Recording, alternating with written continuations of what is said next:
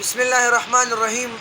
یو ملګری میسج کړو او وظیفه غوښتې وه چې بعضې انسان په زړه کې عجیبه عجیبه وسوسې راځي، د هغې د بچ کېدو دپاره څه وظیفه شته او که نه.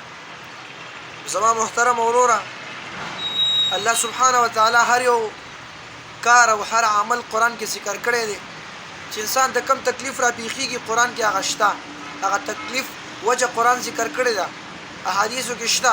الله موږ ته یو لاره ښودلې ده، خو موږ مسلمانان ترې غافله یو.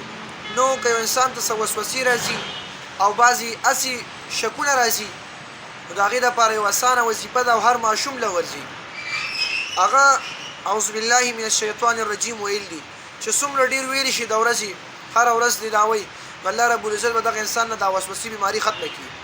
او چې کله انسان ته زړه کې وسوسه راځي، نو دې وسوسې ته توجه نه کوي او نه یې په هغې باندې عمل کوي، چېرې داسې وشو دغه به وشي، نه. اعوذ بالله ویل به ډېر ډېر کې څومره ډېر زیات ویلی شي د اعوذ بالله، په دې کې به زموږ ستاسو ډېره فایده وي. او هغه وسوسې له به توجه نه ورکوي او هر یو ټایم کې هر وخت چې ته کې اعوذ بالله وایه، اعوذ بالله من الشیطان الرجیم. چې څومره ورد ډېر کې ویل ډېر کې، نو دا شیطان به د تا نه تښتي، وسوسې به تا نه بېغمه کېږي او ته به وسوسو نه بېغمه یې.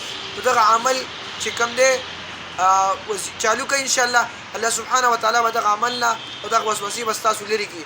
الله رب العزت دې په دې خبرو مو تاسو ته عمل کول توفیق را نصیب کړي.